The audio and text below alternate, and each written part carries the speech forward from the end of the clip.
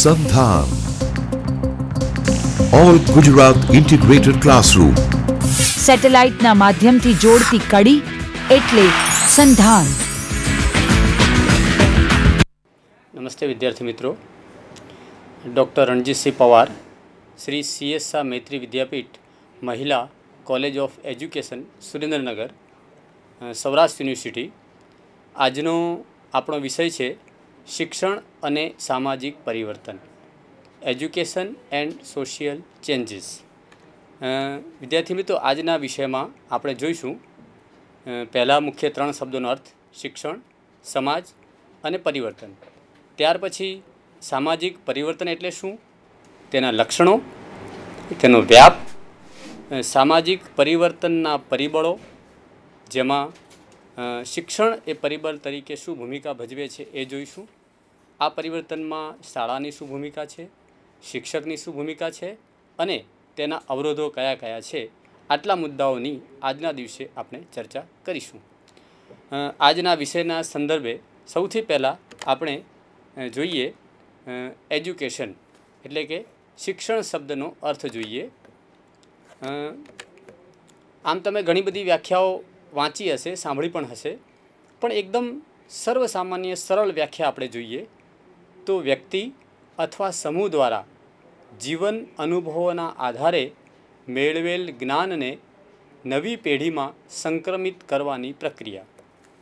જો મિત્રો, શિક્ષણની પ્રક્રિયામાં થાય છે શું, તો જ્ઞાનનું સંક્રમણ થાય છે। એક વ્યક્તિ અથવા વ્યક્તિનું સમૂહ પોતાના જીવન અનુભવોના આધારે, હવે એ અનુભવો એ વાંચીને પણ મેળવી શકે છે અને સાથે સાથે કોઈના દ્વારા સાંભળીને અથવા પ્રત્યક્ષ જે અનુભવો મળ્યા હોય એના આધારે પણ અનુભવો મેળવી શકે છે। આ બધા જ જે અનુભવો છે એ નવી પેઢીમાં સંક્રમિત કરવાની એક પ્રક્રિયા જે છે એ શિક્ષણની છે। શિક્ષણ સામાજિક સુવ્યવસ્થા માટે હોય છે। આમ જઈએ તો સંસ્કારની પ્રક્રિયા પણ આપણે એને કહી શકીએ। સંસ્કાર એટલે શું છે કે જે કંઈ પણ સમાજમાં વ્યવસ્થિત રહેવા માટે, હળીમળીને રહેવા માટે કેટલાક ગુણો અને ટેવો પાડવી પડતી હોય છે, એ પણ શિક્ષણના મારફતથી થતી હોય છે। આ ઉપરાંત આનો મુખ્ય હેતુ સગવડો મેળવવાનો રહેલો છે। જો શિક્ષણના માધ્યમથી એ ઘણી બધી ટેકનોલોજી, અન્ય બાબતો, કેમ રહેવું, કેમ જીવવું, કેમ બોલવું, આ બધું પણ શીખે છે અને સરવાળે એનાથી એને સમાજના અંદર એક પ્રકારની સગવડો ઊભી થતી હોય છે। આગળ જે છે એ શિક્ષણનો એક સીમિત અર્થ ન લેતા વ્યક્તિ, પરિવાર, સમાજ, સંસ્થા અને ધર્મ, મીડિયા દ્વારા જે કંઈ પણ વ્યક્તિને આપવામાં આવે છે એના વિકાસ માટેની તમામ બાબતો એનું શિક્ષણના અંદર આપણે સમાવેશ કરીએ છીએ। બીજો મુદ્દો આપણે જોઈએ, એમાં છે સોશિયલ, સામાજિક। સમાજને એક પ્રત્યે લગાવવામાં આવ્યો છે, એનો પણ એક સામાન્ય અર્થ આપણે જોઈએ તો માનવ સમૂહ જે ઘોષિત કે અઘોષિત નિયમો દ્વારા પરસ્પર સગવડો સાચવવા માટે એકબીજાને પૂરક થઈને રહે છે તેવી વ્યવસ્થા, જેમાં રીત રિવાજ, પરંપરાઓ, માન્યતાઓ, ખાનપાન, પહેરવેશ વગેરેનો સમાવેશ થાય છે। જો આમ સમાજ એટલે અહીંયા કોઈ એનો અર્થ એવો નથી કે કોઈ નિશ્ચિત જાતિનો સમાજ, નિશ્ચિત જ્ઞાતિનો। અહીંયા સમાજ એટલે સંપૂર્ણ માનવ સમૂહ, એક વ્યક્તિ, કુટુંબ, જ્ઞાતિ, ગામ, દેશ અને એનો બહુમાપ વિસ્તાર જોવા જઈએ તો આખા વિશ્વનો સમાવેશ થાય છે, એવા સમાજની અહીંયા વાત કરવામાં આવી છે। કોઈ મર્યાદિત અર્થ અહીંયા લેવામાં આવ્યો નથી। સમાજનો હેતુ પરસ્પર સુરક્ષા અને સગવડો આપવા માટેનો છે। પરસ્પર વિકાસની અનુકૂળતા ઊભી કરવા માટે સમાજ કામગીરી કરતું હોય છે। મનુષ્યને સામાજિક પ્રાણી માનવામાં આવે છે। એકલા રહેવું મનુષ્યને ગમતું નથી, એક સમૂહના અંદર રહે છે અને જ્યારે પણ સમૂહમાં રહેવાનું હોય છે તો ઘણી બધી બાબતો એકબીજાને સમજીને એકબીજાની અનુકૂળતા માટે એને રહેવાનું હોય છે। તો આવી બધી જ બાબતોનો સમાવેશ સમાજના અંદર થતો હોય છે। ત્રીજો એક શબ્દ જોઈએ આપણે, ચેન્જીસ એટલે કે ચેન્જ, પરિવર્તન। સીધો સાદો અર્થ છે ફેરફારો, બદલાવ। આ સૃષ્ટિના જડ અને ચેતન બંને પદાર્થો પરિવર્તનશીલ છે, કંઈ પણ એમાં સ્થિર નથી. હવે આ સૃષ્ટિના તમામ જળ અને ચેતન તત્વોમાં જે કંઈ પણ ફેરફાર થાય છે એ તમામ ફેરફારને પરિવર્તનોને આના અંદર સમાવેશ કરવામાં આવે છે. દરેક પદાર્થની સ્થિતિ, ગતિ, કદ અને અવસ્થામાં જે ફેરફાર થાય છે, બદલાવ થાય છે એની વાત છે.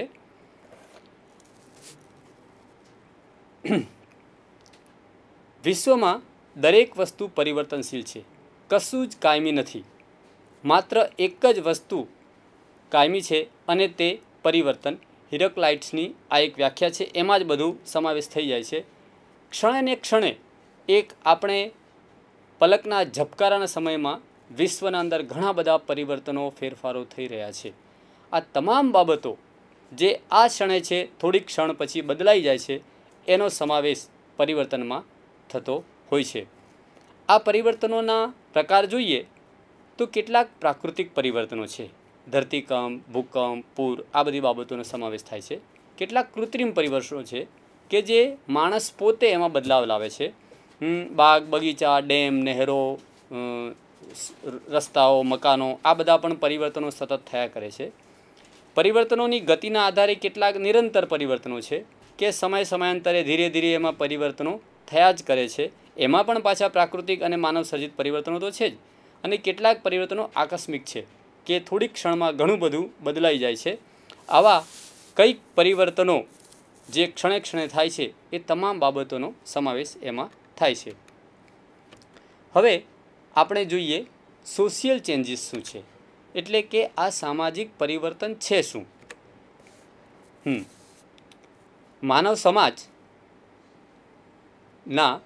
રીત રિવાજો, રૂઢિઓ, વિચારો, માન્યતાઓ અને વલણોમાં આવતા પરિવર્તનને સામાજિક પરિવર્તન કહેવાય. જોન્સની આ વ્યાખ્યા છે. બીજી એક વ્યાખ્યા આપણે જોઈએ. સામાજિક પરિવર્તનનો મતલબ સામાજિક સૃષ્ટિમાં રહેલા એવા સામાજિક સંબંધો સાથે છે જેમાં કોઈ નિશ્ચિત સમયગાળામાં પરિવર્તન આવ્યું હોય. મિલરની આ એક વ્યાખ્યા છે. એટલે કે સમાજના સંદર્ભના અંદર એના સંબંધો જે છે એ અને એનો નિશ્ચિત સમયગાળો છે એમાં જે કંઈ પણ ફેરફારો આવતા હોય છે એને સામાજિક પરિવર્તનો તરીકે સ્વીકારે છે. સામાજિક પરિવર્તન એક એવી પ્રક્રિયા છે જેના પર વિવિધ પ્રકારના પરિવર્તનોનો પ્રભાવ પડે છે. દાખલા તરીકે મનુષ્યોની રહેણીકરણી, દૃષ્ટિકોણમાં આવતું પરિવર્તન. આ પરિવર્તન ભૌતિક પ્રગતિ દ્વારા આવે છે. મેકાઈવર અને પેઇજની આ વ્યાખ્યા છે. આ વ્યાખ્યાને જરા વ્યવસ્થિત જોઈએ તો જે પરિવર્તન જે કંઈ આવે છે એ આપમેળે પરિવર્તનો આવતા નથી. એમાં ઘણા બધા અન્ય પરિબળો પણ એમાં ભાગ ભજવે છે, જેની આપણે આગળ વિસ્તારથી ચર્ચા કરીશું. મનુષ્યની જે રહેણીકરણી છે, એના દૃષ્ટિકોણમાં છે પરિવર્તન આવતું હોય છે. આ પરિવર્તનો ભૌતિક પ્રગતિ દ્વારા પણ આવતા હોય છે. હવે જોઈએ આપણે આ બધી વ્યાખ્યાઓના આધારે એમ કહી શકીએ કે પરિવર્તન એટલે શું. તો સામાજિક તંત્રમાં ફેરફાર. સમાજમાં એક નિશ્ચિત પ્રકારનું તંત્ર એટલે કે માળખું ગોઠવાયેલું હોય છે. એ માળખાના અંદર ઘણી બધી બાબતોનો સમાવેશ થાય છે. એક નાનું ઉદાહરણ જોઈએ. ગાંધીજીના જીવન ઉપરથી આપણે જોઈએ. સૌ પરિચિત આપણને ખ્યાલ છે કે ગાંધીજીને જ્યારે વિદેશ જવાનું થયું ત્યારે એમના સમાજના અલગ અલગ લોકોની કેવા પ્રકારની પ્રક્રિયાઓ હતી, કેટલા બધા એમને સંઘર્ષમાંથી પાસ થવું પડ્યું. અને આજે જોઈએ તો કોઈ વ્યક્તિને વિદેશ જવું હોય તો એના માટે કેટલું ગૌરવરૂપ માનવામાં આવે છે. આ એક સામાજિક તંત્રમાં થયેલા ફેરફારની વાત છે. બીજો મુદ્દો છે એના અંદર કે સામાજિક સંબંધોમાં ફેરફાર. સમાજમાં ઘણા બધા સંબંધો સાથે આપણે રહીએ છીએ. માતા પિતાનો સંબંધ છે, પુત્ર અને પિતાનો છે, માતા, ભાઈ, બહેન, આપણા સંબંધી, આડોશી, પાડોશી, આ બધા જ પ્રકારની સાથે આપણા જે સંબંધો હોય છે એને આપણે સામાજિક સંબંધો કહીએ છીએ. હવે આ સંબંધોમાં સમયે સમયે ફેરફાર થયા કરે છે. હવે એને એક ઉદાહરણ જોઈએ તો આજથી 30-40 વર્ષ પહેલાં પિતા અને ઘરમાં વડીલ હોય એના માટે અનુજોની જે વિચારવાની દૃષ્ટિ હતી એમની હાજરીમાં અમુક આમ ન બોલાય, આમ ન બેસાય, આમ ન કરાય, આવી બધી ઘણી બધી બાબતો હતી કે જે હવે પરિવર્તન થઈ ગયું છે. અને પિતા જે છે એ મિત્ર ભાવે એના પુત્ર અને પુત્રની સાથે ખૂબ જ સરળ સહજતાથી રહેતું હોય છે. તો આ આવેલો એમાં એક બદલાવ છે જે આપણે ઉદાહરણ દ્વારા જોયું. સામાજિક માળખા, તરાહો અને વ્યક્તિઓ વચ્ચેની આંતરક્રિયામાં ફેરફાર. સમાજમાં એક જ વ્યક્તિ અલગ અલગ પ્રકારના અલગ અલગ વ્યક્તિઓ સાથે સંબંધો ધરાવતા હોય છે અને એમની સાથે એવા પ્રકારની જ અલગ અલગ ભૂમિકાઓ હોય છે. આપણે ઉદાહરણ તરીકે જોઈએ તો એક પુરુષ હોય એ કેટલા અલગ અલગ પ્રકારના સામાજિક સંબંધો ધરાવતો હોય છે. સૌથી પહેલાં એના પિતા સાથે એના પુત્રવત સંબંધ હોય છે, એના ભાઈ સાથે સંબંધ હોય છે, એની બહેન સાથે હોય છે, માતા સાથે હોય, એના પોતાના પુત્રની સાથે પિતાની જેમ સંબંધ હોય, આડોશી પડોશી સાથેના સંબંધ હોય છે, પત્નીની સાથેના સંબંધ હોય છે, મિત્રો સાથે સંબંધ હોય છે. આ બધા જ પ્રકારના સંબંધોની સાથે એની એક પ્રકારની આંતરક્રિયાઓ થાય છે. આ આંતરક્રિયાઓમાં સમયાંતરે ફેરફાર થતા રહેતા હોય છે. લોકોની જીવનશૈલીમાં બદલાવ. જીવનશૈલીની સાથે સાથે એની દિનચર્યા, એનું ખાનપાન, પહેરવેશ, એની સાથે સાથે મોજ શોખ, આ ઘણી બધી બાબતોની જીવનશૈલીમાં સમાવેશ થાય છે. અને તમામ બાબતો વ્યક્તિની સમયે જે પરિવર્તનો થતા રહેતા હોય છે એની સાથે બદલાતી રહેતી હોય છે. સામાજિક સંસ્થાઓમાં ફેરફાર. સમાજમાં ઘણી બધી સંસ્થાઓ કાર્ય કરે છે. આ કાર્યમાં સમયાંતરે એમની કાર્યશૈલીમાં અને કાર્ય કરનાર વ્યક્તિઓમાં પણ ફેરફાર થતા રહેતા હોય છે. અંગ્રેજોના સમયમાં જે ભારતની પોતાની સામાજિક સંસ્થાઓ હતી એ જે દૃષ્ટિકોણથી અને જે રીતે કામ કરતી હતી, આજે આ જ સામાજિક સંસ્થાઓમાં ઘણા બધા ફેરફારો થઈ ગયા છે. માનવ જીવનમાં આવતા આંતરિક અને બાહ્ય ફેરફારો. આપણે મનુષ્યને બહારથી જેવો જોઈએ છે એવો મનુષ્ય નથી હોતો. એની અંદર એના ઘણા બધા વિચારો, લાગણીઓ, એ બધાનો પણ સમાવેશ થાય છે. એની સાથે સાથે કોઈ પણ એક વસ્તુને જોવા પાછળ એની દૃષ્ટિ પણ સમયે બદલાતી રહેતી હોય છે. આપણે આદિમાનવથી અત્યાર સુધીના જે કંઈ પણ ફેરફારો છે એનો આમાં સમાવેશ થઈ શકે છે. સામાજિક પરિવર્તનના લક્ષણો જોઈએ. સૌથી પહેલી બાબત છે કે આ એક અનિવાર્ય બાબત છે. સમાજમાં થતા પરિવર્તનને કોઈ રોકી શકતું નથી. પરિવર્તન થાય અને થાય જ છે. આ એનું સૌથી મોટું લક્ષણ છે. બીજું આપણે જોઈએ, આ પરિવર્તન અચાનક નથી આવતું, ક્રમબદ્ધ રીતે આવે છે. પહેલાં એક વ્યક્તિથી શરૂઆત થાય અને વ્યક્તિ સમૂહથી વધતો ધીરે ધીરે એનો વ્યાપ વધતો રહેતો હોય છે. એક વખત પરિવર્તન આવી ગયું અને પછી અટકી જાય એવું પણ નથી. આ પરિવર્તન સાતત્યપૂર્ણ છે. ધીરે ધીરે નિરંતર એક પછી એક અનેક બાબતોમાં પરિવર્તન આવ્યા જ કરે છે.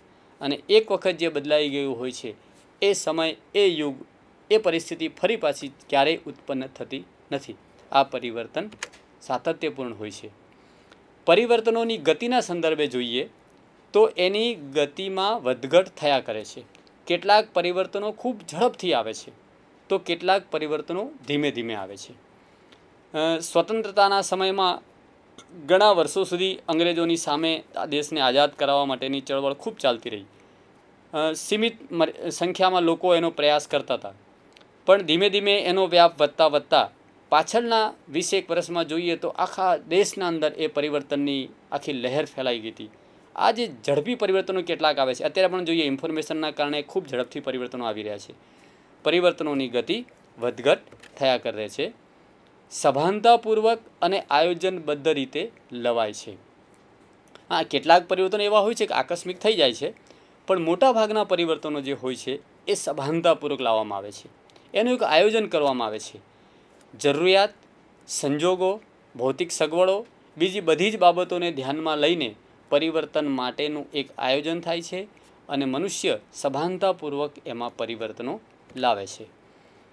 આ એક નિરંતર ચાલતી પ્રક્રિયા છે, ધ્યેયલક્ષી પ્રક્રિયા છે. એક નિશ્ચિત ધ્યેય હોય છે અને એ ધ્યેય મુજબ નિરંતર સતત એમાં કામ કર્યા જ કરવું પડે છે અને પછી એમાં પરિવર્તન આવતા હોય છે. હા, એનો દાયરો જે છે, સીમા જે છે એ ધીમે ધીમે વધતી જાય છે. શરૂઆતમાં એક વ્યક્તિથી થાય છે અને પછી એનો વિસ્તાર વધતો સંપૂર્ણ વિશ્વ અને માનવ સમાજને એ પ્રભાવિત કરે છે. હવે આપણે જોઈએ કે આ સામાજિક પરિવર્તનનો વ્યાપ કેટલો છે. સામાજિક પરિવર્તન ક્યાંથી ક્યાં સુધી એનો વિસ્તાર ફેલાયેલો હોય છે. સૌથી પહેલાં તો સમગ્ર સમાજના સ્તરે પરિવર્તન આવે છે. કોઈ પણ પરિવર્તન એક વ્યક્તિ સુધી સ્થિર રહેતું નથી. એ પરિવર્તન વ્યક્તિથી શરૂઆત થઈ એનું આડોશ નજદીકના સર્કલમાં પરિવર્તન આવે છે અને એ વધતું અંતે સમગ્ર વિશ્વ સુધી ફેલાય છે.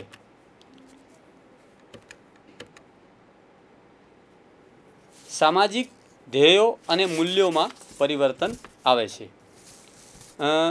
માનવ સમાજ જે છે એ પ્રાચીન કાળથી અત્યાર સુધી જોઈએ તો એમાં નિરંતર પરિવર્તનો આવે છે અને એ પરિવર્તનોનો વ્યાપ પણ સતત વધતો રહે છે. શરૂઆતમાં એ સામાજિક ધ્યેયો સુધી હોય છે, પછી મૂલ્યો સુધી વ્યાપ થાય છે અને એ સંપૂર્ણ રીતે પરિવર્તન એમાં આવે છે. હા, પ્રથાકીય પરિવર્તન. પ્રાચીન સમયમાં જોઈએ આપણે તો એક પત્ની પ્રથા હતી, બહુપત્ની પ્રથા હતી. સમયાંતરે એમાં પરિવર્તન આવ્યું અને અત્યારે એક પત્ની પ્રથા ચાલે છે. આ પ્રકારના પ્રથાકીય પરિવર્તનો એમાં આવતા હોય છે. મિલકત અને વહેંચણીમાં પરિવર્તન. સમાજના અંદર માણસ સુખી થવા માટે મિલકતો વસાવે છે. દરેક જગ્યા પર અલગ એ મિલકત વહેંચણીના નિયમો કાનૂનો છે. આપણા દેશના અંદર મોટા ભાગે વારસાગત મિલકત મળે છે. વિદેશોમાં આ વ્યવસ્થા નથી. ભારતના અંદર પણ વારસાગત મિલકત મળતી હોવા છતાં પણ વર્ષો પહેલાં એક એવી સ્થિતિ હતી કે દીકરીને એમાંથી હક નહોતો મળતો.